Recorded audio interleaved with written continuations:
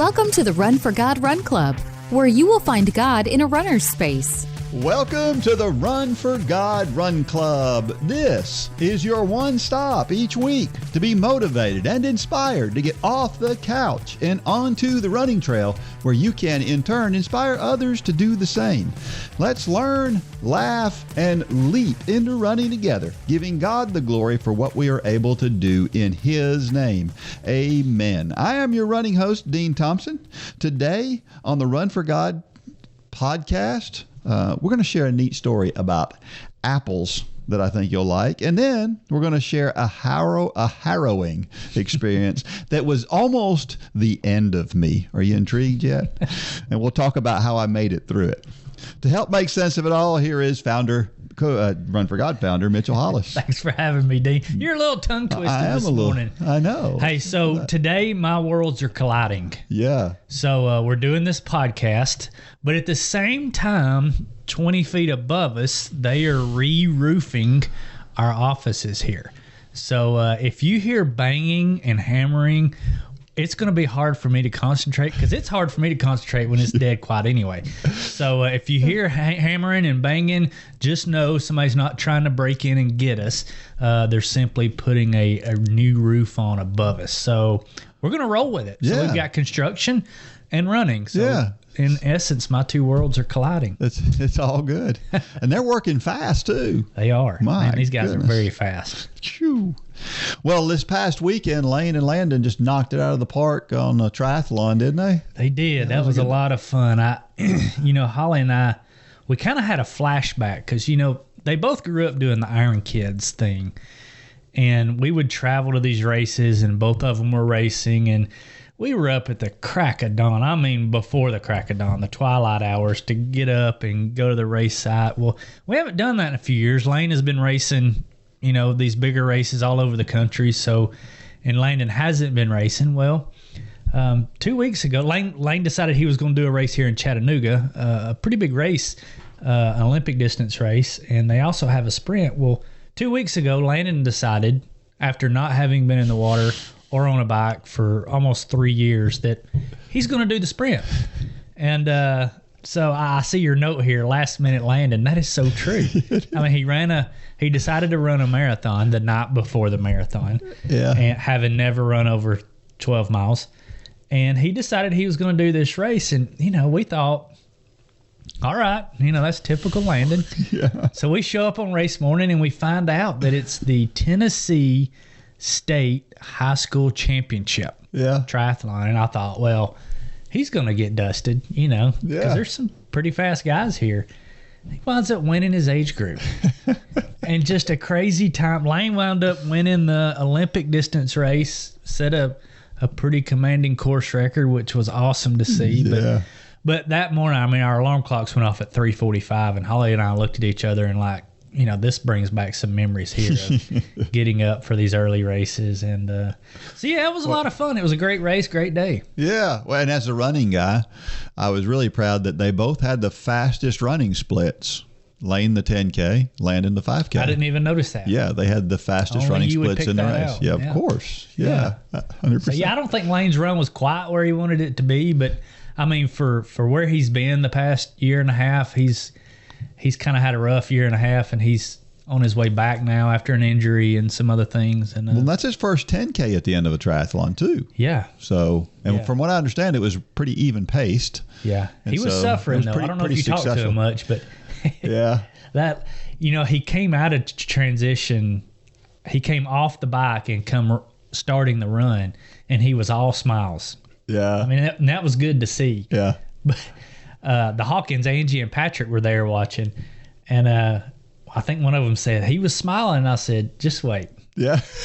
Because he came by us twice. It was a 2-loop course, and sure enough, at the end of that first lap, that smile had turned upside down. He was suffering pretty bad, but that's part of it. And 10K is a lot different than a 5K. Yeah, I think he's realizing that. Yeah. So, but it was a good day. That's awesome. All right, so before we get into the story, let's talk about this week's sponsor. And again, if you have a business out there and you want to support Run for God and allow us to support your business, send an email to runlanehollis@gmail.com. He'll get you all the information on our partnership program. But this week's sponsor is First Bank of Dalton. Your bank choice is important because the privacy and security of your money is important. And whether you're opening a checking account or getting a home mortgage, your local First Bank of Dalton will have the best experience you can ask for. No stress, no hassle. First Bank of Dalton. Great group of people down there. Mitch Sanford's president down there, great friend of mine. They're kind of one of the, I think they are the last hometown bank in our community. At least in this area, yeah. But yeah, they're a great group of people down there, and thanks to everyone down there, Jennifer and Mitch, for supporting us, and we couldn't do what we do without them. I like the small town folks. We had somebody recently come into, and this happens every time somebody comes to Cohutta. You know Cohutta. Really small place, but it's a neat place. Yeah. And a lot of people use the word Mayberry when they talk about Cohutta, and they've seen it for the first time. And it's just a nice place, and we really like it. And I like the small town feel. We had a Facebook post from this week from Julie Kales Davis that said this: Couch to Marathon 2022 10K training, week 9, number 4. Another 6 miles in the books. Walked some. I need to start eating a banana or energy bar before these longer runs.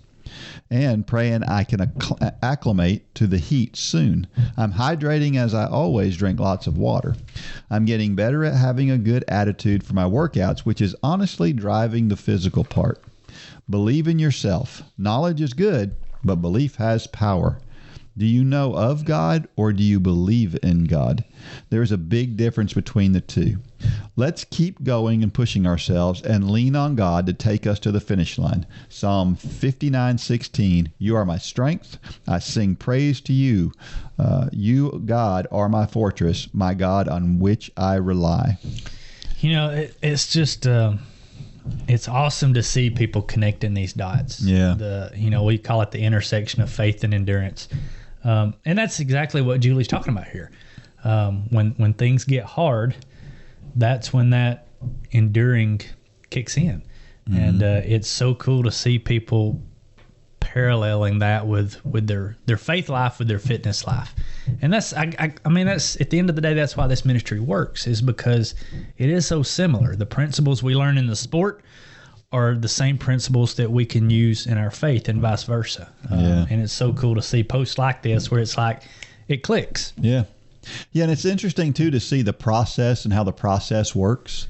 This process of getting better at running, the process of becoming a better Christian, mm-hmm. All of these things are processes, and we're all learning along the way. And she talks about how she learned something. Mm-hmm. I need to do a better job with this, and it's how we do everything. And in spiritual terms, it's the Holy Spirit convicting us mm-hmm. to not do that thing that we just did, or respond in the way that we just responded, or whatever it may be. And I love to see people just trying new things and trying to figure it out. I like to, when I'm coaching athletes, I love to hear an athlete come to me and say, I did this because this is the reasoning I had behind it. And it's something maybe I didn't even tell them to do, but their reasoning is solid. And I love to see that. And that's kind of what she's doing here, isn't it? Yeah. And of course, good attitudes is just crazy important. We had a kid this week. He's a middle school. He's an 8th grader. He's just starting running. And we were getting close to the finish of it. We had about, I don't know, maybe a half mile left to go. And he's like, Dean, I'm going to have to walk. I said, no, you're not. He said, I'm going to have to. I said, no, you don't have to. You're choosing to. I said, you're not going to walk. And he said, I can't do it. I said, you can do it. You need to keep telling yourself that. And we went through this process for a half mile.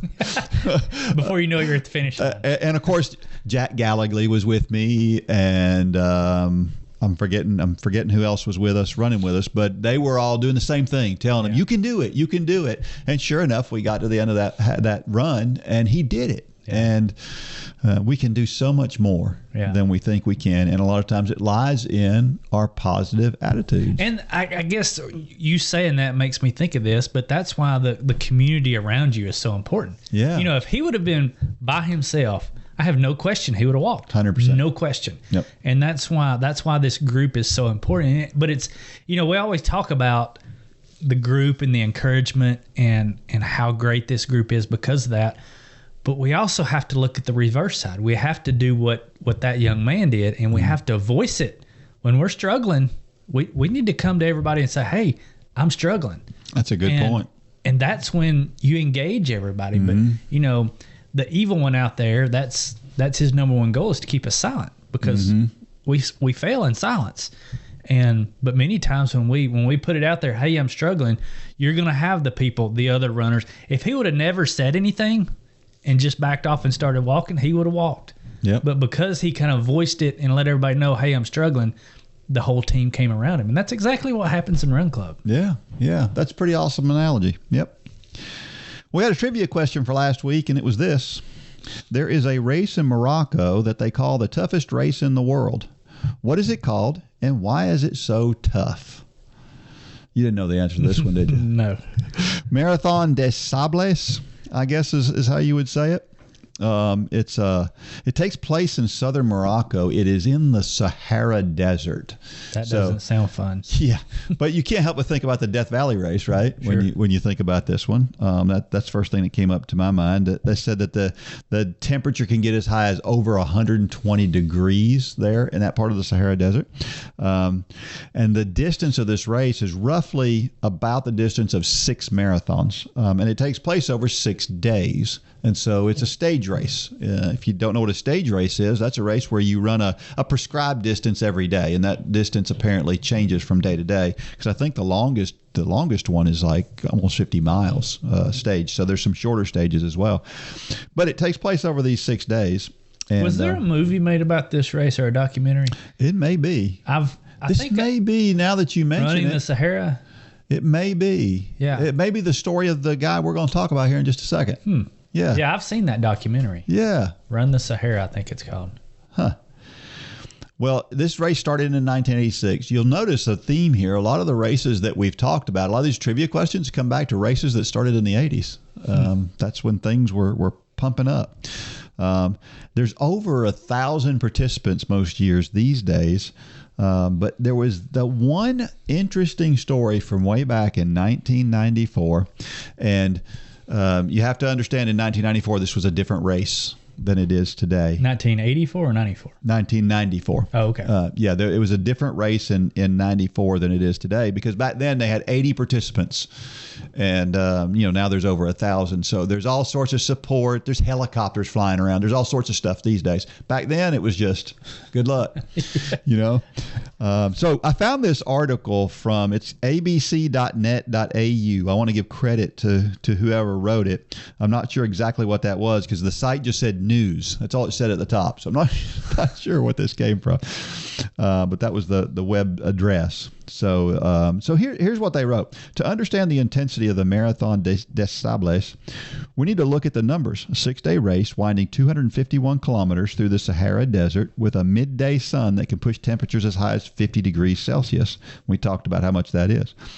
That's like running 6 marathons in a hot oven with 10 kilograms of food and gear strapped to your back. This year, 47% of runners dropped out before the end of the race.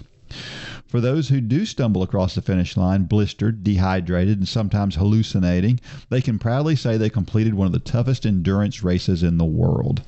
And so this guy runs this race, and this is him. While I was out there all those days wandering alone, I became like an animal, a desert creature that lives by the rules of the sun and behaves entirely on instinct. Mauro Prosperi would tell Men's Journal 4 years after the fateful race. Every thought, every moment of my body was devoted to surviving. I repeated to myself, do not surrender. This is how a 39-year-old Italian Olympian says he survived 10 days in the desert, and why one man insisted it was all a lie. And this is this whole story about this guy who spent 10 days in the desert, 1,200 people competing this thing now, and today they carry GPS beacons. Back then they didn't do that. Again, when somebody was lost, they were lost. Prosperi said he had to sign a form with instructions on where race organizers should send his body if he should die. So that's how bad it was back then. And of course, he had promised his wife the worst thing that can happen to him is that he's going to get a little sunburn. He was wrong. Prosperi covered 96 kilometers of sand dunes, salt beds, and rocks in 3 days. On the fourth and longest day of the race, he was placed seventh, and starting to wonder if he had a shot at winning. But he didn't realize a monster was headed his way. When a strong wind blew over a desert, tiny particles of sand began to vibrate before they whipped into the air. A sandstorm can reach heights of 15 meters, traveling at speeds of up to 40 kilometers an hour, which is, what would that be? 80 kilometers, pretty, almost hurricane winds. Yeah. Inside the dark, howling center of a storm, sand lacerates the skin, eyes, and throat. I was swallowed by a yellow wall of sand. I was blinded. I couldn't breathe. The sand whipped my face. It was like a storm of needles, Prosperi told the BBC. Fearing that he could be buried in the sand and unwilling to give up his position in the race, he kept moving. This was against the advice of race organizers who had instructed runners to stop and take cover in a sleeping bag if a sandstorm enveloped them. After 8 hours trapped in the storm, Prosperi found himself suddenly, palpably alone in the still desert night. He slept in the dunes, figuring he would find his way to a checkpoint with his compass and map in the morning.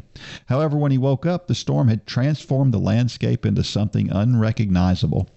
After running for about 4 hours, I climbed up to a dune and still couldn't see anything.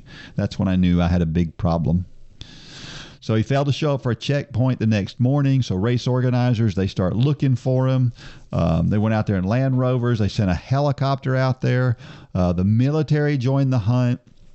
All sorts of people were out there looking for this guy because he had just vanished, according to them, to the people who were looking for him. And then while he's out there, he finally comes up on this. He actually got to this point. It says, that night I urinated into my water bottle and saved it. I said to myself, I will drink this if I need to. I ate a power bar and fell asleep on the high dune. And then he finds this structure in the middle of the desert. Why the structure's in the middle of the desert, I'm still not clear on. But anyway, vultures started circling, and they were just waiting for him because they knew what was going to happen. And he was determined to survive, so he kept going. Finally, after 8 days, he finally came across an oasis, which was really just a large puddle. But bottom line is he couldn't hardly swallow. He couldn't hold anything. He found that just a few tiny sips was all he could take. Finally, he finds some people, and they finally find him. And people are convinced that this guy couldn't have possibly have done this, that there's no way this could have happened. And so they decided a little bit later to go out and find him. They found him 291 kilometers off course. He weighed less than 100 pounds at this point, and said there was several people said there was no way he could have survived this. But then what happened was they go back out there and they find this structure, because he told them about this structure that he had found that he kind of hung out at for a day or two before finally deciding, I'm going to have to keep moving because I don't think they're going to find me here. Which, of course, is against the rules of survival. The rules of survival say stay where you are, especially if you're at a landmark, and people will probably find you. He decided to keep going. Well, anyway, they go back, and they found some of his belongings at that place. So they found out that this really did happen, and he wasn't lying. Why somebody would show up at less than 100 pounds and barely able to drink water and think the guy's lying, I'm not sure. But that is the harrowing story of this guy in the Marathon des Sables. That's just, I love those stories like that. Yeah. It's just pure, at the end of the day, that was just pure grit. Yeah. I mean, just the instinct to survive. I'm not going to die. Yeah. Yeah. And you hear the stories where people's arms are trapped and they cut their own arm off, and just crazy stories like that. It's just a testament that we're capable of doing many times more than we think we are. Right.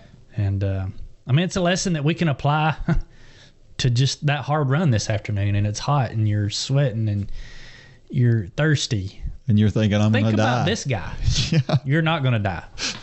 Yeah. You see those shirts, those T-shirts, but did you die? Yeah. It's a great story. It is a good story.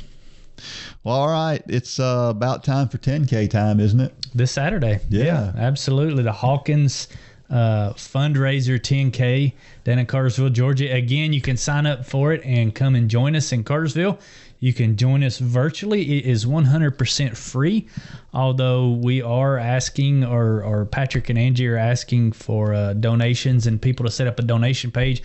All the money goes to benefit and support Run for God, which allows us to wake up every day and figure out how to share the gospel through the sport of running. But yeah, and I think they've got some cool stuff. If you set up a fundraiser page and you raise just $20, I think you get a towel with some cool stuff. And, Angie, she couldn't just let this be no frills. No, she tried. She really did try, but she had to throw some goodies in there, which is awesome. Yes. So go check it out. You can go to therunforgod.com, go to the Hawkins fundraiser 10K. But it's this Saturday, so you and I will both be there, and it's going to be a lot of fun. And as far as I know, we still don't, at this point, at the time of this recording, we don't have 1,000 people signed up. So I wonder if we're going to get that before race day. She lowered the bar on the, how much you had to raise, and what you're referring to is that you said if we got 1,000 people, then you would run... 50 miles. 50 miles on a track live. So yeah, maybe we need to lower the bar for you. No, I don't think that. No. Dang. No. We got to go at least 1,000. Come on. All right. All you got to do is sign up. That's true. Yeah, we got it's already free. 3,000 members of Run Club. Come on. Goodness. We can get 1,000 people to go in there and sign up. You don't have to pay anything, and you get to watch Dean suffer for 12 hours on a track live on Facebook. So go get signed up. Also, before we go to the break, it looks like we were getting very close on the new website. We're putting the final touches. This site is incredible. It's incredible. You hadn't been on there very much, but it's got a lot of cool stuff on it. We are shooting tentatively for sometime in August of launching the new runforgod.com. You will have to go in and update your account. So if you just go and you try to log in with your old login and password, it will not work. There will be probably 2 or 3 steps that you'll have to take to get back in, but we're going to make it as simple as possible. But we're really excited about it. It's a game changer. It's got a lot of cool stuff. Everything is much more user friendly. Stay tuned. Yeah, that's awesome. You get up early before the kids for your morning workout. Good morning. Wake up to a brand new day. Spend some time studying or reading your devotion. And pick up the kids.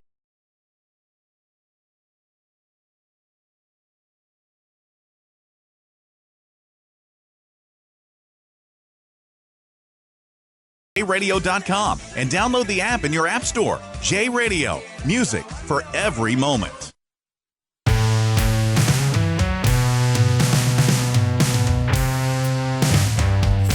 All right, we're back. And so recently on Thursday Night Live, we've been talking about injuries. Mm-hmm. We've gone through a few of them, and that's something that I get more questions about than anything else. So I thought we would take one injury a week and talk about that particular injury, and hopefully we hit different things. But hopefully people are tuning in too, just to find out, well, what if I get that? Because some things like plantar fasciitis, if you're a runner, there's a chance, good chance. It's funny, as of the day of this recording tonight, you're doing your talk on plantar fasciitis. Well, guess what Holly's been struggling with lately? Oh no, really? Yeah, so she's going to be on there probably asking questions tonight. All so right. Yeah, well, she's been struggling with that a little bit, and just so happens that's what you're talking about tonight. And we did not plan that. Yeah. So check that out on Thursday nights, because we have a lot of fun. There is a little bit of feedback. There's a little bit of back and forth on Thursday nights, and so that makes it a little bit more fun. Obviously, you can always go back and watch it later as well. And all the ones we've ever done are available for you to go back and watch. So how about a shout out to our walkers today? We don't talk that much about our walkers, but really and truly, when we talk about running and we use the word runner or running, we're talking about walkers and walking as well, aren't we? Because I are a walker now. That's right. So these are my people. That's right. Yeah. Yeah. I think that runners probably find it hard to believe that you can do these same workouts that we do as runners, and you can do them as walkers, and it has this basically the same benefit. They're just as hard. And they're just as hard, yes. Yeah. You know, I did that half marathon with you walking, and I was way more sore from that than I am a typical track workout. Yeah. Because it's kind of engages muscles differently. It does. It does. And so it's a good workout too. So it might not get your heart rate quite as high, but it's close. And it's going to give you plenty of You can definitely get burn. into that zone, mid-high zone 3. You know, if we're looking at 5 zones, you know, I don't know that you can really, you probably can't get into zone 4 up in those ranges. But, I mean, you can definitely just about get anaerobic. Yeah. By walking really fast. For sure. For sure. Yeah. I was talking to Landon this past week about his, I was talking to him about his race, and I asked him, I said, are you really sore? And he said, well, he said, we went to the lake afterwards. I think I'm more sore from that than I am from the. Yeah. He was doing the wakeboard. Yeah. And Landon's one of those, he's going to keep doing it till he gets it. Yeah. I bet he stayed in the water for 45 minutes. Wow. Trying to get that and trying to get that and trying to get that. And yeah, he was sore in his shoulders the next day. And I said, you know, it might have been from the swim because you hadn't swum in so long. He said, no, it was the wakeboard. So, well, listen, if you're out there and you're a walker and you feel the slightest bit guilty about enjoying walking, please don't do that. No. And if you're a runner and you're like, I'm not the running stuff, I'm just, and you feel like maybe God's telling you should just be walking, then don't feel guilty about that. yeah, our goal this past year is really to kind of do away with that, the notion that somehow walkers are inferior to runners. And it's just not true. I don't know how that got to be. How did that get to be? I don't know. I think Because people it's not have quite this- as intense. Yeah, people have this feeling that, oh, I'm really not doing something if I'm walking. You absolutely are. And you should be proud of it. Yeah. So, yeah, I mean, if you're out there and you're walking and you have any kind of, like you said, guilt or some kind of thought that you don't want people seeing you walking. I used to be that guy. Yeah. You know, those times I had to stop and walk on a run, and especially if I was on Cleveland Highway, I would just about kill myself not to walk because I didn't want people seeing me walking. Yep. Now I walk out there proudly. I wave at everybody now. But yeah, there's something freeing about doing away with that train of thought and just walk. Yeah. You know, if that's what you want to do. Now, some people want to run, but we welcome them all in this camp. So many people are self-conscious about it. I noticed that when I do like a track workout or something like that, I just leave my watch running. I don't stop it and start it. And so like the other day I did some pretty fast 200s, are really fast. Well, when you look at my watch afterwards, it says I ran 8 miles at 8-minute pace. Yeah. It looks like it was just a nice, easy run. Yeah. And it was anything but. Yeah. Yeah. Don't be embarrassed by it. Don't feel bad about it. Just, it is what it is. And, you know, if people think I had a nice, easy run that day, I don't care. I still got the benefit of my workout. Sure. So, Yeah. it's all good. Well, we've talked about how everything is connected, and we're usually referring to our body, but there are a lot of moving parts in almost everything that we do, the most mundane things. So this week, Jerry Snyder, our Run for God comedian, this one's a little bit more serious than the ones he's had in the past, but again, it's really fun. And this one is called A is for Apple. Anyone can count the seeds in an apple, but only God can count the number of apples in a seed. That comes from Robert Schuller, minister.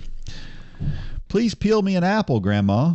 More than the taste of a juicy apple, as a child, I was fascinated with the way my grandmother would peel an apple for me, slowly and carefully twisting the paring knife, making a long, spiraling rope out of a peel.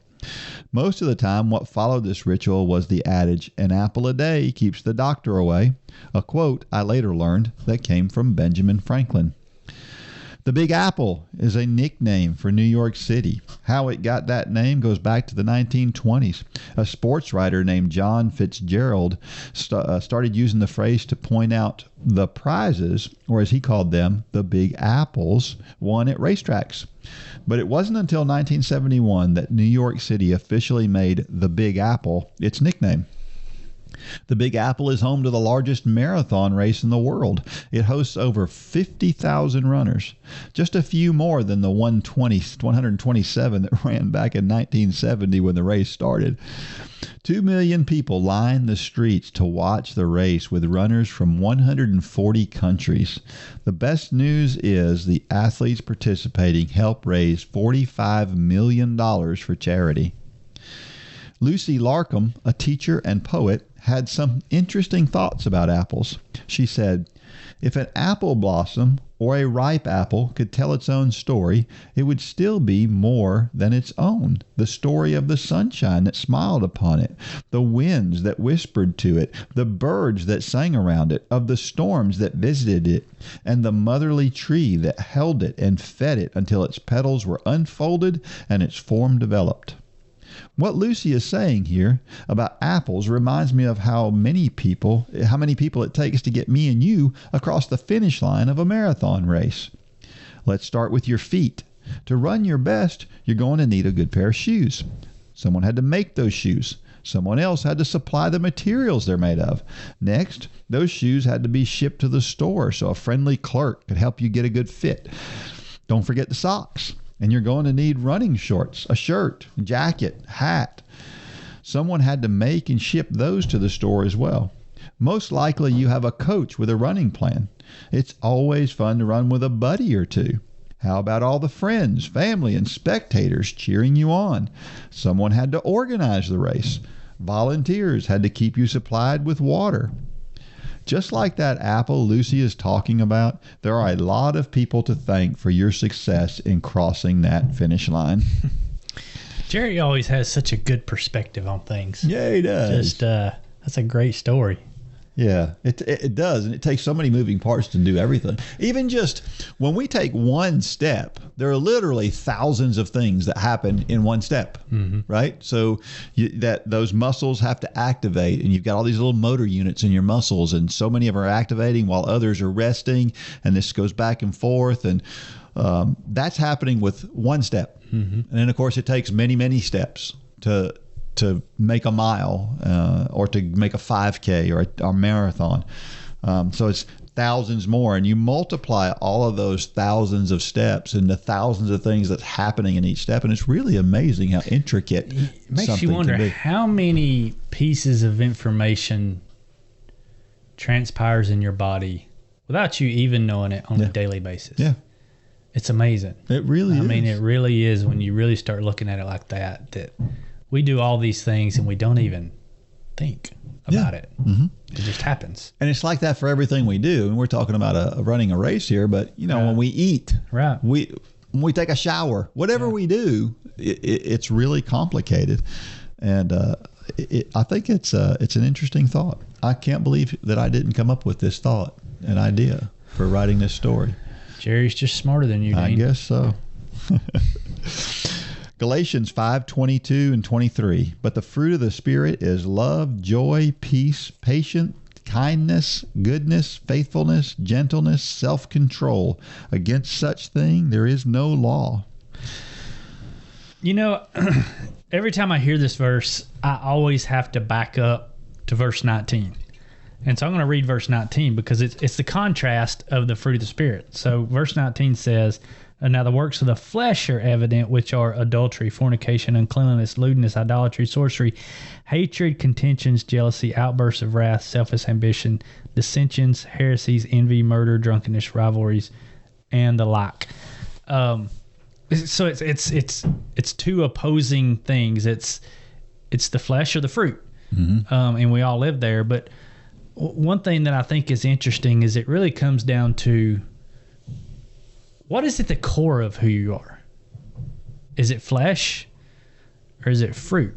Because what these verses are not saying is that if you slip up and you have any of these acts of the flesh, it doesn't mean you're not a child of God. Right. On the contrasting that, if you have any of these things that are the fruit of the Spirit, that doesn't make you a child of God. Mm-hmm. So it really comes down to, who are you? Who do people know you as? I mean, are you a person who you just exude the fruit of the Spirit? Because we're occasionally going to stub our toe. Are you a person who exudes the flesh, and every now and then you do a kind deed? And that's something you really should sit down and think about every so often is who do people say that I am? You know, Jesus said that. Who do people say that I am? Yeah. You're the Christ, the Son of the living God. What are others saying about us? And it's easy to say, you know, I don't care what people think about me, whatever. But that what is coming out of you and what others are seeing is very important. Yes. Because we're either pointing people to Christ and messing up every now and then, because we're all going to mess up. Yeah. Or we are pointing people to the opposite of that. Yeah. And I just always like to go back and read verse 19, because what's being done here is a contrast of the flesh and the fruit. Yeah, yeah. And we'll be known by our fruit. Yeah, that's an interesting thought. And the verse here says fruit, not fruits. So it's singular. All of these things are of the same source, right. Basically. I remember when I was a kid, I lived down in southern Florida, and when we lived down there was a plant that grew down there called Motivational deliciosa. You ever heard of it? No? It was an interesting plant, and it had fruit. And the fruit that came off of a Motivational deliciosa kind of looked, it's hard to describe, but it was kind of the size of maybe a big cucumber. Yeah. And it had scales on it. And so as the fruit got ripe, these scales would start to fall off and then expose the fruit that was under it. It's still available today. I think you can probably buy it like Whole Foods and places like that. I'll bet you can buy some of this stuff. But what was interesting about that fruit, and I haven't had any since I was a tiny kid, but from what I remember about it, what my mother always used to talk about was it was different from one day to the next. So you could have one piece of fruit off the same plant would taste completely different than another one. And I couldn't help but think about that when I was thinking about this idea that the fruit that comes from us, all these Motivational deliciosa plants, they all have all this fruit that looks the same, but it all tastes different, and it has a different taste. I don't know. I just thought that. Well, I think a lot of people look at this verse almost like the spiritual gifts. Well, God gave me self-control, but he didn't give me gentleness. No. Yeah. If you're a child of God, these are all available. That's right. This should become your nature. And that's why it doesn't say the fruits of the Spirit. It says the fruit of the Spirit, because these things aren't mutually exclusive. It's not like spiritual gifts, or I have the gift of discernment, but I don't have the gift of teaching, whatever. That's not the way this verse is written. We may have to work harder at some of those. Sure. Like like I've mentioned before on here, I've had to work on my temper. Patience. And my patience. Yeah. I've gotten a lot better at it. Right. And the reason is because God will produce that fruit in me if I'll cultivate the plant. Yeah. Spiritual gifts. I mean, you a lot of times you've either got it or you don't. You can teach or you can't. With the fruit of the Spirit, you just put a little bit of effort in, and you can have it. You do have it. It's in there. Yep. Because God's Spirit is inside of you. It's just whether we're letting the flesh suppress that or not. Yeah, good way to put it. Proverbs 25:11 says, "A word fitly spoken is like apples of gold in a setting of silver." I really like that phrase, fitly spoken. I don't know if I've ever heard that word. I mean, I've read the word, but fitly. Yeah. It's just, I look at that as the right word at the right time. And how many times have we had that? Or I've had people... not. Or not. Yeah, yeah, yeah. Or, you've had somebody come back to you years later Yeah. and say, there was this thing that you said to me this one time, and it was really impactful to me. You didn't even give it a second thought. You don't even remember saying it. Right. But that's a word fitly spoken. I like the way that talks about it. And I think about things that people said to me, that built me up at different times in my life. And one of the ones that came to my mind for whatever reason while we were getting ready for this was, I remember when I was in graduating high school, and my high school coach told me that he had a son at the time who was very young. And he said, I'm going to give you the best compliment I can give you. And that is that one day my son grows up to be just like you. Never forgot that, in my, and you can think of hundreds of things that people have told you over the years. Me knowing him today, he probably deny that. No, I didn't really say that. That may be the case. That may be the case. His son did not turn out anything like me. Really? But no, I don't mean that in a bad way. No, I didn't mean that in a Yeah. bad way. But very, very interesting. But anyway, I love the way that Proverbs here is painting a picture. Golden apples and silver in that day weren't everyday things like they are for us today. For us today, apples on silver doesn't seem like it's a big deal. Back in this day, that was a big deal. Right. And so you have to understand that this was a more grand picture than what we think about when we think about that today. It's a really, really beautiful picture. And that's what our words do for people. Our words create these pictures that help people see things in a different way. And it's just like when we see something beautiful, it makes us feel better. And that's what happens when we speak a word fitly. Proverbs 7:2 says, keep my commandments and live. Keep my teaching as the apple of your eye. I read some commentary on this verse, and I love one phrase that it said. It says, we should guard wise words, being God's teaching, as instinctively as we protect the pupil of our eye. And if you really think about that, kind of going back to my construction background, you're cutting a board, and we don't always wear safety goggles like we're supposed to, like you see on TV. You grab a saw and you go to well, it's amazing how your reaction time, you can see a piece of sawdust heading towards your eye at lightning speed and get your eye closed that quick. Yep. And what the commentary here is saying is that as instinctively as we protect our pupil, we should protect the teaching of God. And gosh, that's so convicting, because you start to think about the shows you watch that go counter to God's teaching. We're not real quick to turn those off. Yeah. We think, oh, it's just a TV show. Yeah. What if we think we're ripping a piece of plywood and we see a splinter coming toward our eye, and we say, it's just a little piece of wood. What's the worst it can do? It can put your eye out. Yeah. We need to have that same instinct when it comes to the things of the world that go counter to God's teaching, but we get comfortable. Yeah. We get relaxed. We think it's not a big deal, and before we know it, you look up 100 years and see where our society has gone. Yeah. By not being instinctive. So I just thought that was a great piece of commentary that went with that verse. It's the same way. I've got a friend of mine who is missing 2 fingers on his hand. And the reason he's missing those 2 fingers is because he was trying to get a cat out from underneath a bed, and he decided to use a shotgun, to get this cat out from underneath It's really this not bed. funny. No, it's not. But he's fortunate it didn't kill him. He wasn't trying to shoot the cat. No. He was just trying to shoo it away with the butt of the gun. He had his hand on the barrel of the gun, and he was using the stock of the gun to try to sweep the cat out from underneath the bed, and the gun went off. And he shot his 2 fingers off. Wow. And that's a moment of not Complacency. guarding yourself and not thinking.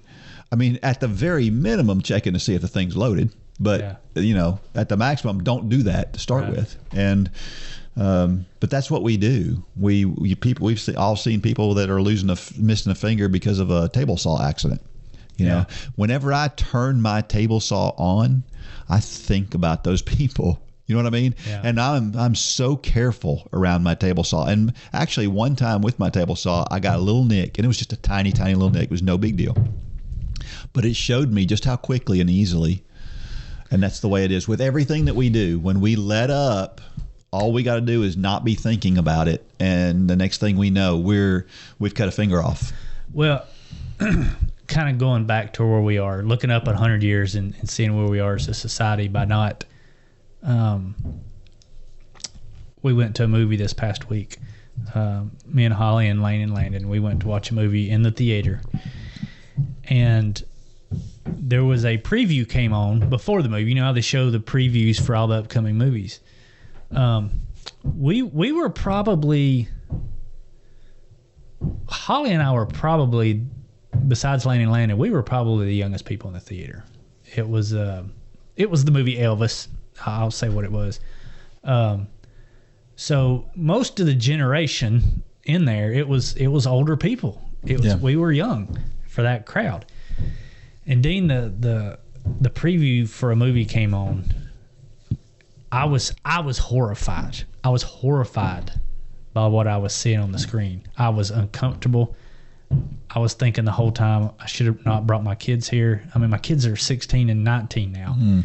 And I know the generation sitting in that room was absolutely horrified by what they saw. I won't go into what it was, but it was completely inappropriate. And it's society pushing that line even further. It's pushing that splinter toward our eye even closer. And we think, well, it's no big deal. It's just a preview.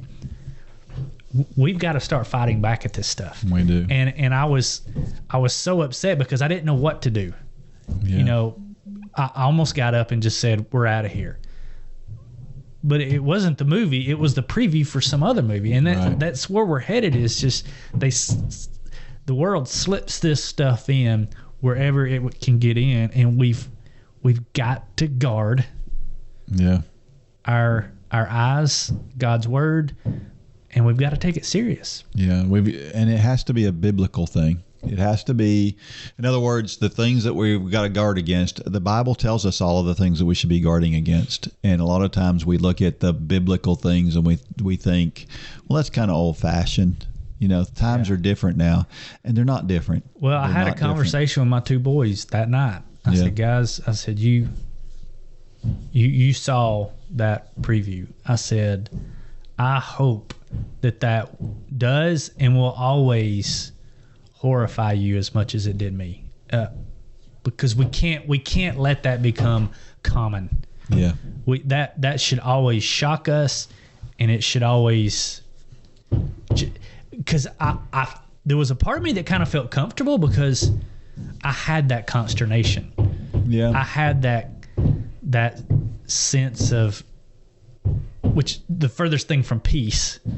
I was, and a part of me is glad I have. I mean, that's a comfort knowing that the spirit inside of me was like, this is not good.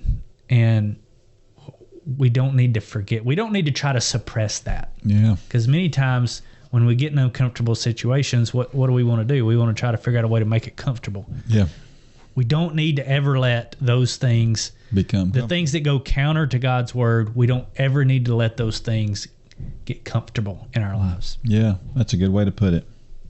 Well, you know, going back to the verse, in this verse, it talks about the apple of the eye. And so I went and I thought, I wonder where the origin of that phrase comes from. And so I Googled it, and the first thing that came up was it came out in like 800 and something AD. And I thought, oh, that's after the Bible.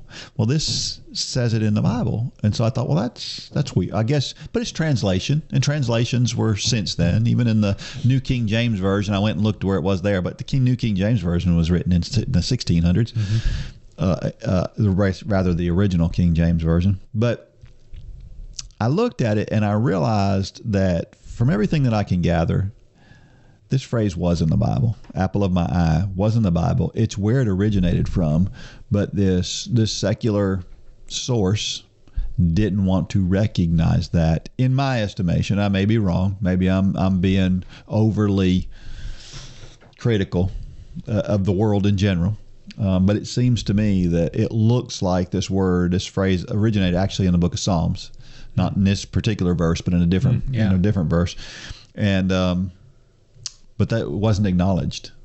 And I think that's what the world is trying to do. Sure. And that's what we're trying to do with when we're pushing these boundaries, is we're trying to erase standards. Sure. And we got to be really careful about that, for sure. We cannot allow them to get erased in the way that you put it. Here's a question. Have you noticed the words please and thank you never go out of style? I was in a store just yesterday, and it was a convenience store here in town, and I paid a compliment to the guy. The guy was a younger guy, and he was just ringing up the stuff I was buying. He was so polite. It was, yes sir, thank you.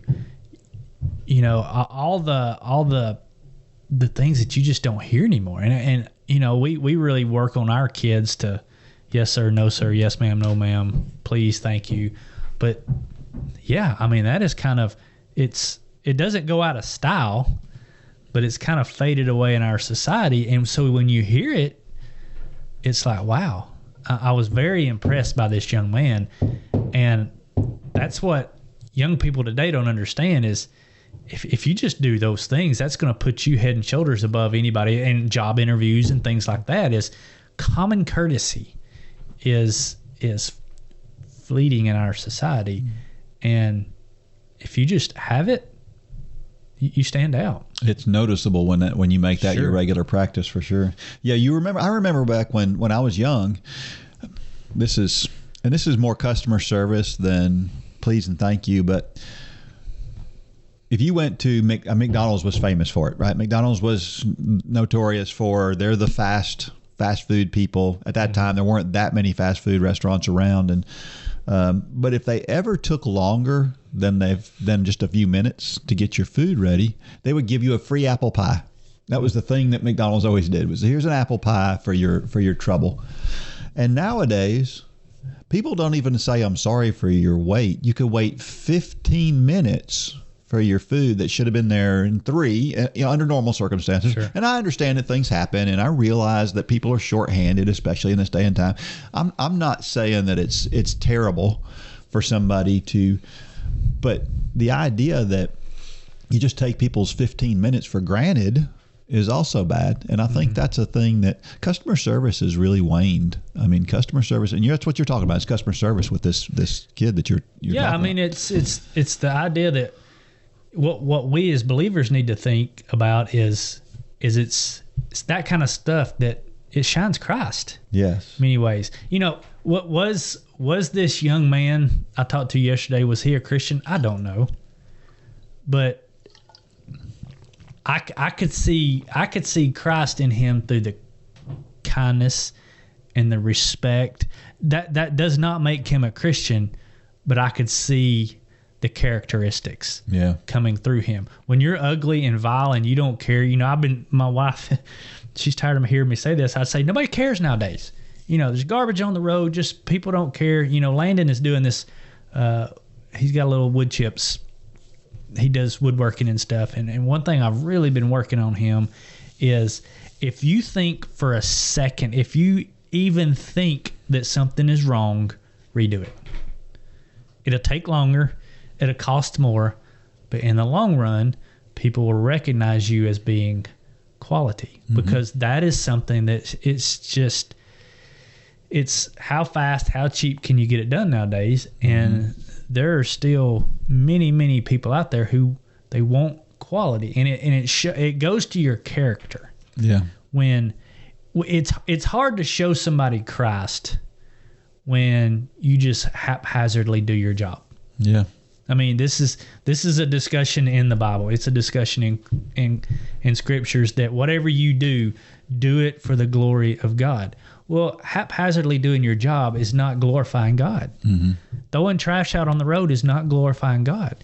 All these things that just get me in turmoil, it's because we're not glorifying God. You know, it doesn't matter if I pump gas for a living. I should do it with enthusiasm and kindness. The fruit of the Spirit should be coming out of me while doing that job. Yeah. But many times, even believers, and I'm pointing the finger at myself, we have a bad attitude about something and we just let it just flow out of us. Yeah.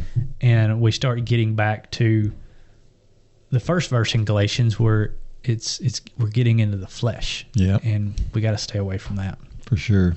The funny thing about this is, of course, I was born in New Jersey, and our Y'all language. have a hard time with this part. Our language is a little different up there, and I've had a discussion with people a few times about using yes sir, no sir, yes ma'am, no ma'am, because where I came from, those weren't words you used. Yeah.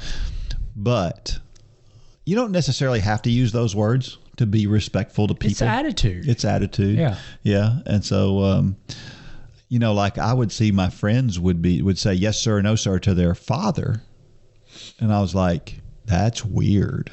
It was to me. Yeah. But for, when you live in the South, it's like, that's normal. Right. That's what a good kid does. Sure. So it was different. But at the same time, my parents, let me put it this way. If I was ever rude to somebody, it would not take long to get a good backhand. Yeah. So, you don't have to necessarily use certain words, but you better be nice to people for sure. Another question: is it possible to be thankful for tough times? How many times have we talked about that one? I mean, I think back to the recession of 2008. I mean, from a financial standpoint, that about did our family in, being in the housing market. But I also look back now, I don't think Run for God would have ever started. Mm-hmm. Had we would have just been, times would have been good and we would have been building and I thank God every day for the recession and the hardships that we faced during those days, because that brought me to my knees. Yeah. And I needed to be brought to my knees, number one, but also that's where this ministry was birthed. Yeah. Was during those times. Yeah. Well, it is absolutely possible to be thankful, but it is not easy. Like while you were going through those times, it was really tough. Yeah, it was. You've had some really tough times even since then. Sure. With other things that have happened, but it's. That's why we've talked about this on here before. That's why you have to look back. Yeah. Every now and then, because, hindsight's 20/20. It's true. It's a cliche, but it's very, very true. You can see clearly where God was weaving that tapestry, where if it's something you're going through right now, sometimes it's hard to see because we're looking down. God's up above us. He's weaving this tapestry, but we're focused on, what it is right in front of us. Mm-hmm. But if you look back at the last time you went through something like this, God's all over it. Yep. And that gives you comfort in what you're going through now. And that's why we should really, truthfully, when we're going through tough times, we should be thankful for it and realize there's something better out there. As your story's going to depict. Yeah. Just stop. Yeah. Just calm down because we get worked up. Yep. We have short memories. Isn't it funny how short our memories can be? Memory of a mouse. Is that what they say? Yeah. Yeah. And the bad part is nowadays we want this pity party nowadays. Mm-hmm. That's kind of fashionable to pity yourself and when somebody, this is what kills me, is when somebody's in a bad mood. And so I can picture this. I remember watching, I'm not going to use any names, watching somebody on a golf course one time, and they were just worked up. You know how you can get on a golf course. Why quit? And somebody came over to him and kind of put their arm around him and said, "Oh yeah, everything's okay." And it was like, "Don't you touch me." It's like, don't spoil my bad mood. I'm in a bad mood here. Don't try to make me happy. I want to wallow in this for just a little while. Yeah. It's crazy. I've been there. Yeah. And the world today is telling us we should play those things up. Sure. I mean, because it's the people who have shortcomings and problems. That's all news is nowadays. Yeah, you're right. You're right. And I think about this is something I have trouble with. I have this dilemma that runs through my mind from time to time, and I don't know where you fall on this, but I have a hard time with people who make a big deal out of somebody doing something ordinary, but they're in, like somebody in a wheelchair doing something that ordinary people do, and people make such a big deal out of it. Sometimes it is a big deal, right? But I'll never forget, we had a guy, he was a maintenance guy at one of the plants that I worked at, and he had to walk around on crutches. I remember one time he went to another plant and they kicked him out of the plant, wouldn't let him go through the plant with crutches. Well, we let him walk through our plant every day, all day, every day. That was what he did. But he had a hip injury, and they tried to replace his hip, and it didn't work. He actually didn't have a hip. And so he had to walk around on these crutches. I remember going to him one time because somebody brought it up. Somebody was just out of the goodness of their heart. They were like, hey, shouldn't Steve have a close parking space to the building? And his office was upstairs. There's a guy in crutches, and his office is upstairs. And shouldn't he have an office downstairs? I said, you know what? You're right. We really should do that. And so I went to him, and I got a meeting with him, and I said, Steve, this is what we'd like to do. And he was offended at me. It was like, I don't need no charity. I don't need a close parking place, and my office is just fine where it is. Leave me alone. I'm just a normal person. And so I think sometimes when we get so worked up about somebody who's in maybe unfortunate circumstances, who does an ordinary thing, that sometimes we do those people a disservice. Sure. So I don't know where that line is, though. Well, it's like the guy that, Mr. Manus, who's passed on, that I used to pick up. And he walked everywhere. He was a guy in our community. He had money. He had a house. But he was an old guy, and he's never owned a car. He's never driven before. And I used to pick him up and take him around. And Holly and I got to talking one day, and I said, we need to figure out how to get Mr. Manus a car. I said, this is dangerous, and he's out walking the roads. And then we got to talking, and we said a car would kill him. He was so thankful. He loved to walk, but most people looked at him with pity in their eyes, and woe is him, and he needs a car. And I started to fall into that trap, and I was like, no, I'm putting what I see as a vehicle, I'm trying to put that on him, and he doesn't want that. Yeah. He loves to walk. In fact, he made the comment a few times, I'm so blessed to be able to walk like this. And I'm convinced he lived many more years than he probably should have because of that fact. Probably so. Last question. How can you say thank you without using words? Pretty simple. Actions. Yeah. It's all about what we do. Saying good words is great, but what we do says an awful lot. Yeah. But there's you can't help but think about the St. Francis of Assisi and his quote, preach the gospel always, when necessary, use words. Here's what I found interesting about that. I kind of looked behind the scenes a little bit about this quote, and it turns out that very often when you see paintings of St. Francis, he has birds around him. Do you know why that is? I thought this was fascinating. The reason he has birds around him is because he was known, they said that St. Francis would preach to the birds. That's how much he loved to preach the word, was he would preach to the birds. And so the guy who said, you don't really have to use words, is preaching to birds who can't understand what he's saying. And I guess we have to be careful. We can't fall into this. As long as I'm just doing good stuff, that's enough. Yeah. We need to be using words. Yeah. Anytime that we can use words. A lot of times we use that as a cop-out. We do. We do. And that's where, actions are definitely important. But I think that a good word means a lot more. Sure. Absolutely. Where was I recently? I was somewhere recently. I was running and I was suffering. I don't know if I was doing a track workout. I was doing something. And in the middle of whatever I was doing and feeling sorry for myself, somebody called my name. And all I heard, I didn't hear what they said. I just heard my name. And it was like, I realized it was like a sudden jolt of energy. That's all it takes sometimes, is just one tiny little word. One word. Yep.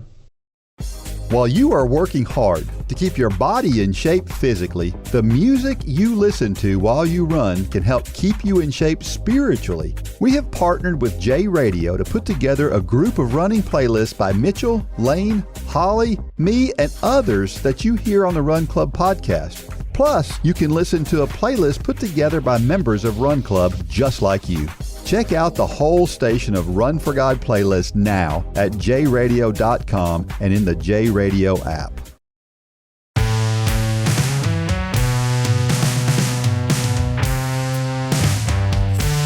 All right, so we're back, and so I've been practicing the steeplechase for the last couple of weeks. I went out. How's that going? I made myself some hurdles out of PVC. You don't want the solid state one? Well, that would be fine. The problem is they put them up during the summertime because they don't want somebody to come and steal them. What is that solid? You built one, didn't you? I built one. Oh, yeah, okay. I built one, and I'm using that to practice the water jump. So, because if you don't clear that one, you're going down. Yeah, it doesn't move. That's right. That's right. But I thought it would be good to learn how to jump them and not, because my tendency is to want to step on them because it's a little bit easier and it's a little bit safer. And so, but I want to get good at jumping over them because it's more efficient. And so, so I built myself. So now I'm doing full laps with all the hurdles in place, not just the one, but all the hurdles in place. So I'm doing like 400 repeats, and it's not going too bad though. I'm getting better at it. I'm getting better. And what I've realized with the steeplechase is you got to pay attention to just jumping over a hurdle and then jumping over it at the right pace. Completely different. Sure. Like whatever pace you come at the hurdle makes the whole thing completely different. And so that's really helpful. I think that's why a lot of times when you see hurdlers in races, if they hit one hurdle, chances are they're going to hit several hurdles because their cadence, their stride length, everything just gets off. And timing goes out. They have a certain number of strides between each hurdle. Of course, I've always said if I were a hurdler, I could be really good because you don't get penalized for knocking hurdles down, correct? Yeah, right. I would just run full steam through all of them because that would be way faster than me trying to do the hurdles. It'd be faster for you. Exactly. Yeah, that's what I'm talking about to me. Yeah, maybe not for, McLaughlin or whoever just won the... Yeah. Was that the world record Yes, she won, the 400? Yeah. It might be different for her, but not me. For sure. Another thing I saw recently was somebody had posted something about dogs. And you know how dogs are dangerous when you're running. Well, I say they're dangerous. It depends. Most are not. Most are not. I was running with one of the high school kids the other day, and we had a group. There were 4 or 5 of us, and as we were running by his house, and the dogs came out, and he said, "Oh, don't worry, they won't bite." And like famous last words. Yeah. Because kind of like, watch this. Yeah. I've seen that before. I had a friend of mine who actually was running in front of a friend's house, and that dog got excited, came out there, and they just get excited. Yeah. And the dog bit him on the rear end, drew blood. I mean, it was fairly serious, and the dog was playing. Yeah. But that's what you don't realize. And the other dangerous part about dogs is them getting tangled in your legs. That's what I worry about more than anything, is they get up under your legs and trip you. And that could be just as bad as them biting you. Could be worse, actually. But here's the thing about dogs. About 99% of dogs are really intimidated by you if you ever challenge them. Sure. And so I have 2 methods. One of them is to run at the dog. If the dog is in my line, I'll just run directly at it, kind of in a little bit meaner tone, and they usually turn around and run away. Or this is a great thing to use. I don't know that I've ever seen anybody else do this, but it works, and it works 99% of the time. All you have to do is act like you're picking up a rock.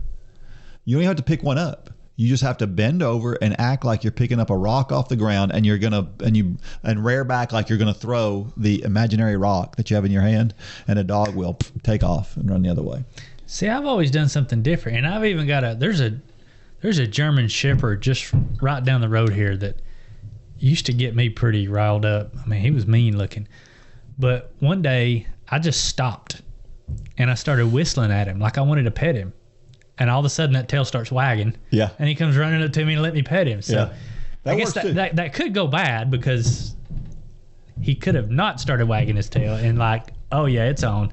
But most of the time, you're right. It's just they're excited. They're dogs. They bark. Some dogs sound very mean when they bark, like a German Shepherd. But more times than not, they're playful dogs. I mean, they're usually from somebody's family. They're good dogs usually. Yeah, usually. Now, I will say one time I remember it was the scariest running moment of my running life. Was where I was on this road. I was on an 18-mile run. In the middle of this run, I was on Leadmine Valley Road. You know where it is. Yeah. And there were two dogs, one from one house and one from another house behind me. So they were on opposite sides of the street, and they had me between them. And so I would look at one, and when I looked at one, the other one would get closer. Yeah. And then I'd turn around and look at that one, and the other one would get closer. And I was really worried that those two dogs, they were feeding off of each other, and I was really scared. And I was trying to kind of squeeze out from in between them. Yeah. And it was, but what happened was, as they were getting closer, one of the dog owners heard them barking and called one of the dogs off. I can handle one dog, but when you get them on opposite sides, there's nothing you can do. Yeah. And that was they get that pack mentality then. It was a really, really scary moment. All right, it is a time for Dean's Thoughts, and that's a time when I share something that I've written about the intersection between running and faith. And of course, you know this story really well, mostly because you're the friend I referenced in the story who invited me to go swimming. This one's called Quit Beating the Water. I signed up for an Ironman triathlon having almost zero experience. I had ridden a bicycle as far as 145 miles, so it seemed to me that the cycling portion would be no problem. And of course, I've always been a runner. I think I even ran out of the womb as my mother nearly gave birth to me on the way to the hospital and spent very little time in labor. In addition, I was 2 weeks early. I guess I've always tried to be fast and be early. But I was not a swimmer. I had never learned a proper stroke, but I had spent time in the water. I had been able to get from one area of the water to another. How hard could this swimming thing be? There are millions of people who swim. My mother brought me up to believe I could do anything, and if there were many other people doing a thing, surely I would have no problem with it. In addition, I had tried many sports, and although I wasn't great at every sport, I was not terrible in any of them. I could get this swimming thing down in the 6 months or so that I had to train. It went okay for a while. I found a program called Total Immersion, and it helped me to understand how to use a freestyle swimming stroke that was built for longer distance swimming. I would go down to the local pool and I would work on my stroke. I took a couple of lessons as well. Although I was not getting much faster, I was getting more comfortable with being in the water and getting from one end of the pool to the other. My breathing was way more comfortable than when I first started.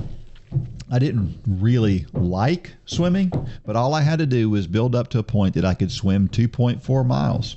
I was able to get to that level in a few months. But then one day, a good friend of mine said, "You need to do some open water swimming and get ready for race day." And he was right. The swim would take place in the Intercoastal Waterway of North Carolina, and I needed to be ready for that, if for no other reason than I didn't know if I could swim in a straight line without the aid of lane lines. As it happened, that same wise friend was going to do an open water swim in the Tennessee River in a couple of days. He invited me along to join the group he would swim with. It was early. As we walked down to the water, it was still dark, but the sun was beginning to peek over the horizon.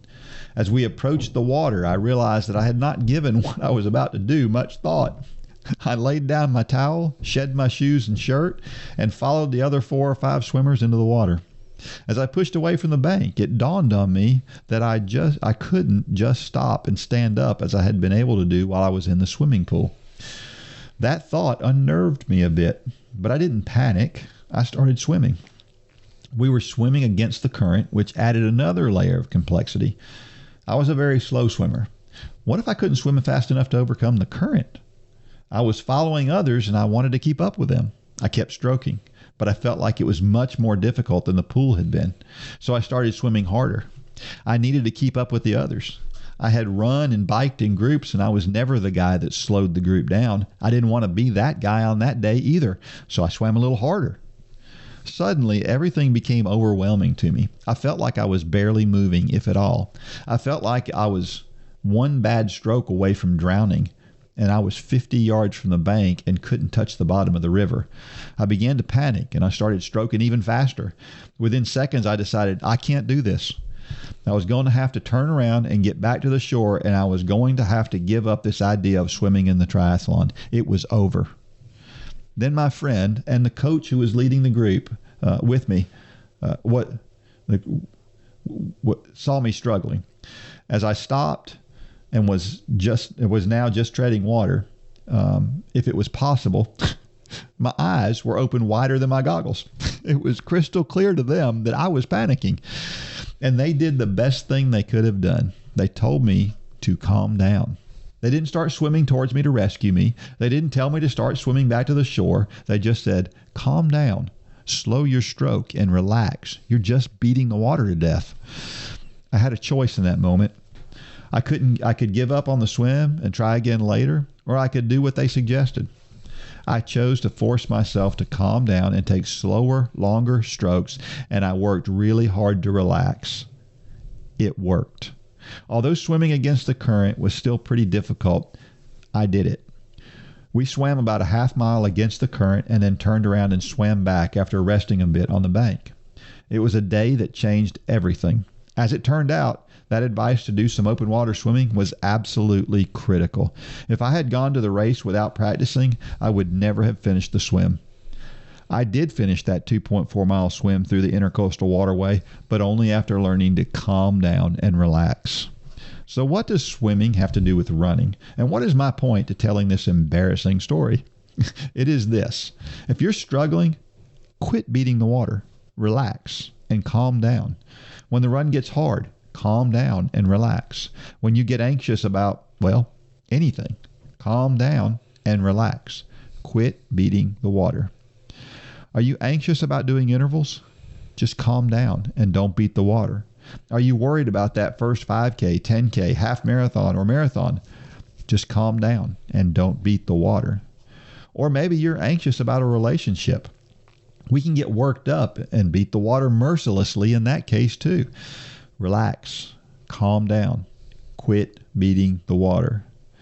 Whatever it is that gets you worried, uneasy, apprehensive, or fearful, realize that often calming down to be able to think clearly can change everything. Try thoughtful, long, relaxed strokes and see if that changes your situation. Philippians 4, 6, and 7 says, do not be anxious about anything, but in every situation, by prayer and petition with thanksgiving, present your request to God, and the peace of God, which transcends all understanding, will guard your hearts and your minds in Christ Jesus. When we avoid being anxious by letting God take over, it will all be easier. No matter what your worry, let God guide you, and you'll find out that you quit beating the water, and the swim will be much easier. Oh, you'll still have to do the swim, but it will be far more rewarding and possibly even enjoyable along the way. I'll never forget that day. Yeah, me neither.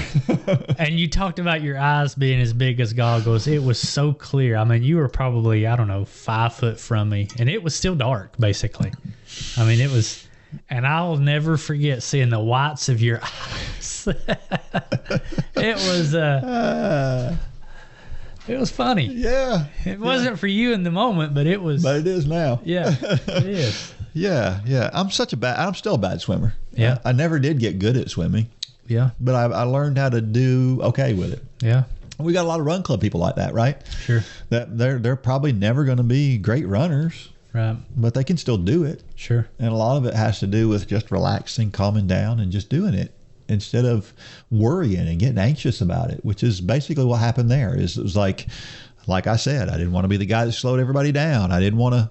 I wanted to keep up. I wanted to do what I needed to do, and I got panicked. Well, we've talked about this a lot on here before, but all the things that just aren't true come into your head. Yeah. I'm slowing everybody down. Well, nobody actually thought that. No. I'm going to drown. No, you probably really aren't. I mean, all the things, and we do this with every situation that we panic about in our life. We go to the worst case, to the things that 99% chance are not going to happen. But that's where we go. Mm-hmm. And we just need to stop. That's true. Relax. That's true. And usually things get better when we do that. That's right. Well, why is it that people who are good runners typically aren't good swimmers, and people who are good swimmers typically aren't good runners. Isn't that weird? It just seems to be that way. Maybe I'm being hyperbolic and maybe I'm being crazy, but it just seems I thought that way. a lot of, if you talk to the CRP folks at USA Triathlon, which is the college recruitment program, Yeah. they look first and foremost at swimmers, because they will say that a very gifted swimmer can make a very gifted runner. Yeah. That all the characteristics are there. The bike is just something you feel. I mean, well, Gwen Jorgensen was a runner Yeah. that they had to teach to swim, but most of the people that come through the CRP program, which is, she wasn't through the CRP program, she was one step on, but most people that come through that, they're scouting swimmers. Yeah.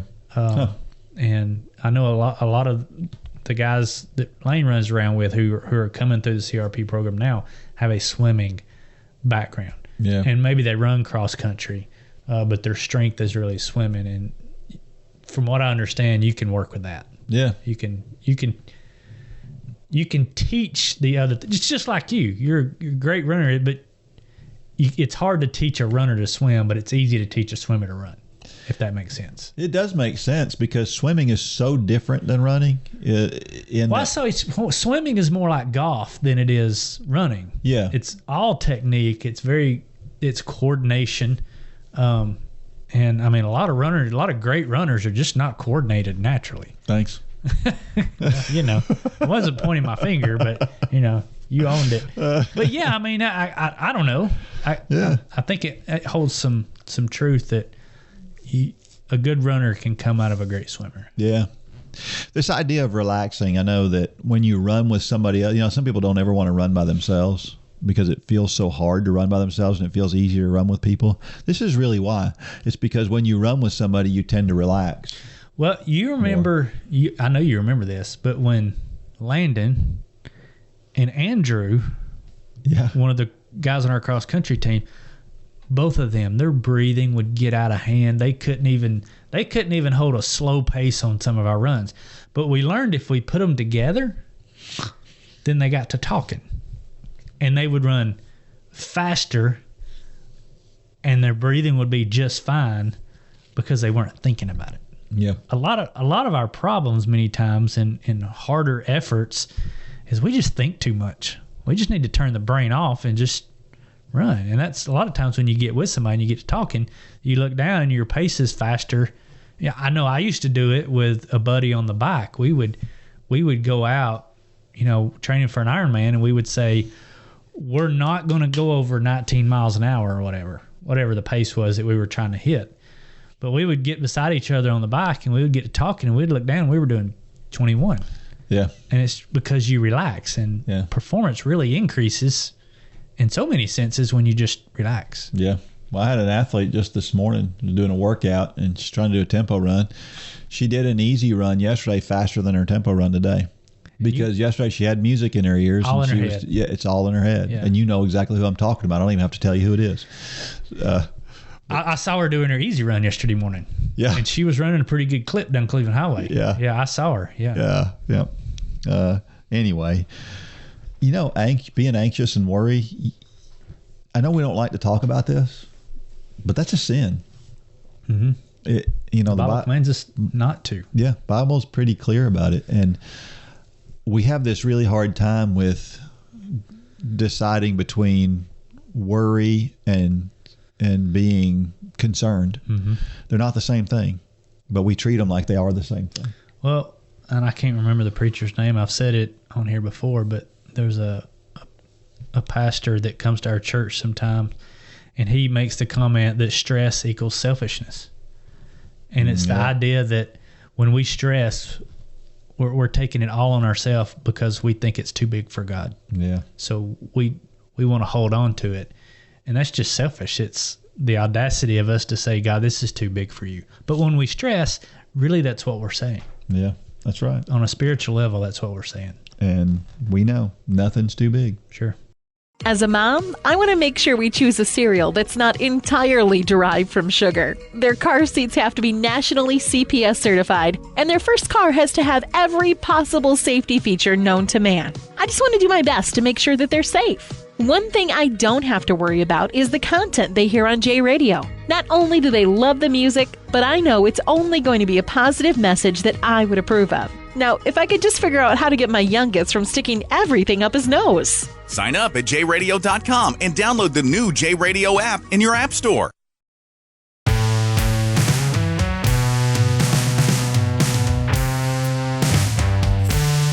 All right, we're back, and of course it's track season. USA Championships just had those. Of course, by the time this comes out, it'll be a little bit old to be getting ready for World Championships. But boy, it was exciting. All sorts of great things. You mentioned a little while ago, Sydney McLaughlin with a new world record. Mm-hmm. That girl's amazing. 400 hurdles. 400 hurdles. Her time in the 400 hurdles would have gotten her into the finals of the Open 400. Really? Yes. That's how fast she is. I don't know that anybody has a big appreciation for just how fast this girl is. She's like 2 seconds faster than the next best. I mean, she's crazy fast and crazy talented, and a good Christian girl. So it's really cool to see that. Some other distance races. Grant Fisher ran a really good 5,000 meter race. He ran sub 4 minute pace for the last 3 laps of the 5K.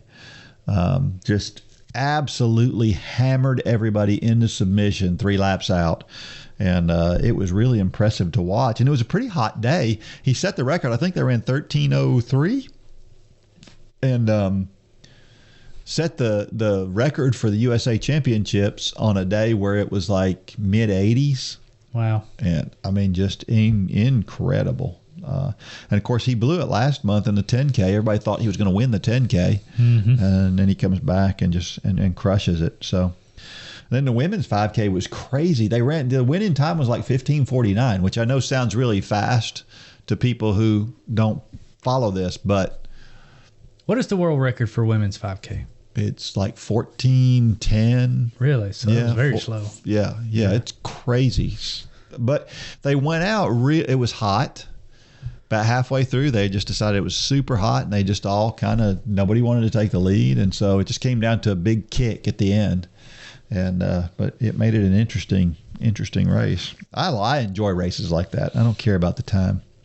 And then the men's 1500 was the same way, but it was interesting because Cooper Teare, who the big knock on Cooper Teare has always been, well, he's not a kicker. He's really good at these races that are really fast and even paced.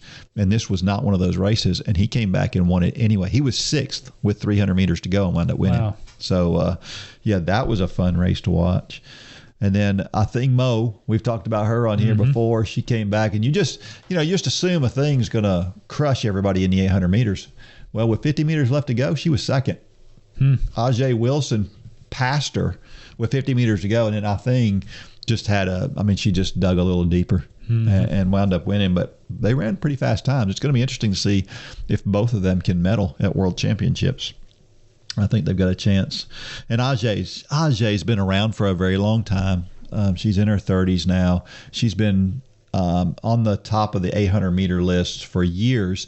She was there when we had the 2 athletes that are no longer able to compete in that. And so she kind of was always third, but she was always the best for her. It's good to see her getting some payoff. And then the guy we've talked about before, Cade Flatt, the high schooler, he has missed the high school national record by less than 1/10 of a second 3 times. And he did it for a 3rd time on the first round of the qualifying. And but then he missed the final by 1 place. So he almost made it to the finals of the USA Championships. He's a high schooler. That would have been pretty impressive, particularly in that race. Evan Jager, I don't know if you know that name. Evan Jager's a steeplechaser, but we haven't heard about him for, 5 or 6 years. He's been down and out because he's had some injuries and he's had all sorts of problems. Evan Jager was on pace to break 8 minutes. He'd have been the first American to break 8 minutes in the steeplechase, and he fell over the last hurdle and wound up running like 8:03 or something like that. But that's how good Evan Jaeger was. And then he had all these injuries, and people are just thinking, well, he's too old now. He probably can't come back. Well, he came back. He finished second and ran really well in the steeplechase. So it was really good to see a guy that struggled so much come back and do well. So I was excited to see him do well. That was pretty fun. And then on the women's side, Emma Coburn, we talked about her a couple weeks ago where she didn't look very good. Right. She looked way better. Still has a little bit of ways to go, but I think she ran like 9:08, which is respectable. That's probably not going to get her a medal, but 10 seconds faster than that would definitely get her a medal. So she's in the ballpark. Courtney Wayment, the NCAA champion, finished second and beat Courtney Freyricks, who is the American record holder. So it's pretty cool. We got 3 good steeplechasers. So it'd be interesting to see what they do in world championships. And then remember this name. Abby Steiner, she's the stuff. She won the 200 meters. She ran 21.77. She's the fastest NCAA 200 meter runner ever. She's from the University of Kentucky. She is crazy fast, and it's fun to watch her run. She's got this big smile, and she just seems like a really good girl. So it was cool to see her do well. And then finally, the one last one. I don't know if you saw. Did you see the Noah Lyles, Arian Knighton race? No. Well, Arian Knighton, he's the high schooler who's so fast. And Arian Knighton was leading the race by a fairly substantial amount. And then over the last 10 meters maybe, Noah Lyles caught him and passed him.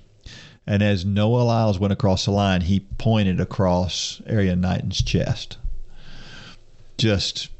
I think what he was doing was, he was saying to all his doubters, were people saying, well, Noah Lyles is done. He's never going to be that great again. And of course, he wins a USA championship in the toughest event to win and as an American. And I think what he was doing was he was kind of pointing at his doubters. People thought I was out. I'm not out. But it looked a little different than that. And then in the interview afterwards, he really disrespected Arian Knighton. And he basically said, I saw him ahead of me. I knew he was at top speed, and I knew I had more, and I was faster than him. And so I beat him. And Arian Knighton just basically said, this thing's not over. And then he walked away from the interview. I mean, wow. It wasn't the best sportsmanship from Arian Knighton, but he had just really been attacked pretty good by Noah Lyles. So we've got this little rivalry thing going. Yeah. It's going to be fun to watch. And Noah's playing the bad guy, playing the evil dude, and Arian's just this nice high school kid. And so it's going to be fun to watch what happens in world championships. Sprinters are known for being that way. Yeah. But, why is that? I don't know. I guess because it's so intense. Yeah. You see sprinters. Long distance guys don't have the oxygen left at the end of the race to really smack talk much. Sprinters are, they're beating on their legs and stuff, and they're trying to get fired up, and some of them will shout. They'll do different things to get fired up. Distance runners are saving their energy. Yeah. Yeah. All right. Well, we have a trivia question for this week, and this one's pretty simple. You're going to have to research this one because I bet you don't know the answer to it. Now, maybe somebody out there does, but here's the question. Who is Robert Garside, and what did he do? Robert Garside. This is an interesting story. I don't know this one. And so I thought that this was a good way to share his story. So we'll do that next week when we give you the answer. But in the meantime, if you know the answer, if you've Googled it and or if you just know off the top of your head, then send a message to me at Dean@Run4God. And if... not Facebook Messenger. That's right. Not customer service, but Dean@RunForGod.com. And if you're the first one, you'll get a Run for God tumbler. Which is awesome. It is. Yeah. For sure. So be the first one. Every week I share a reason why running is so awesome.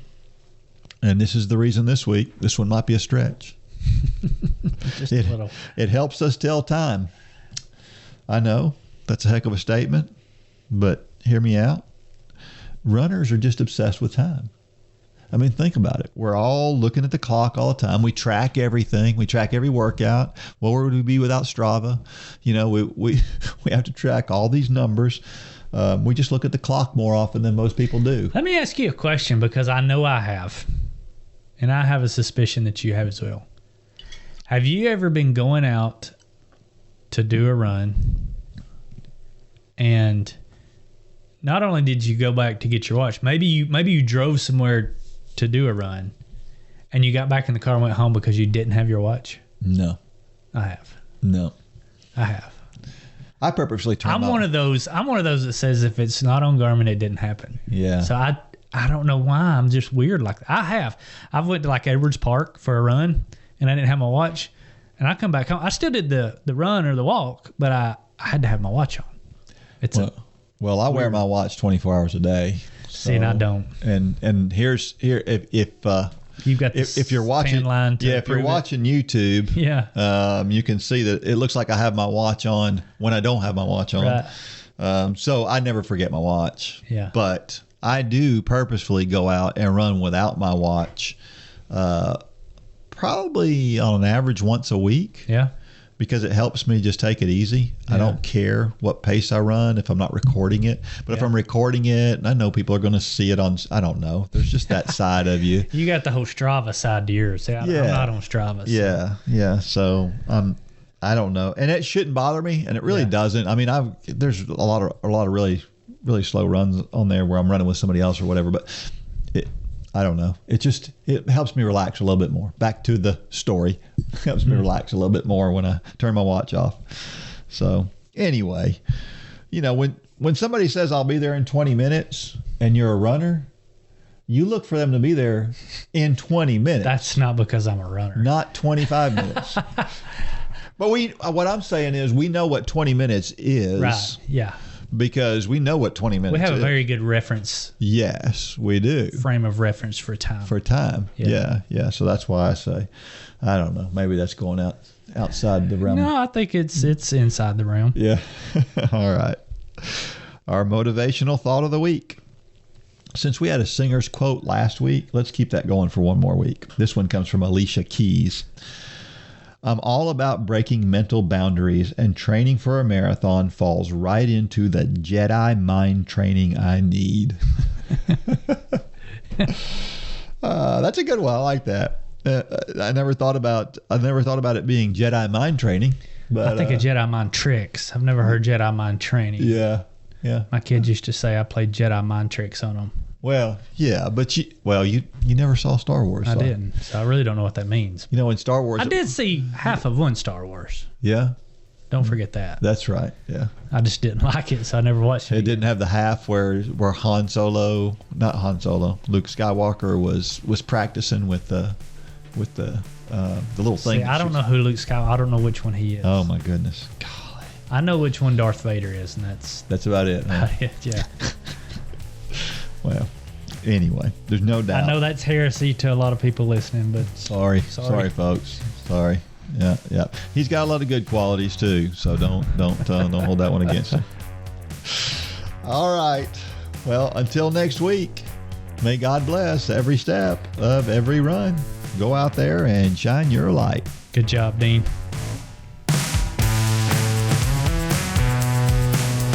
For more information about the Run for God ministry, go to runforgod.com. If you have questions about your salvation, click on the Peace with God tab.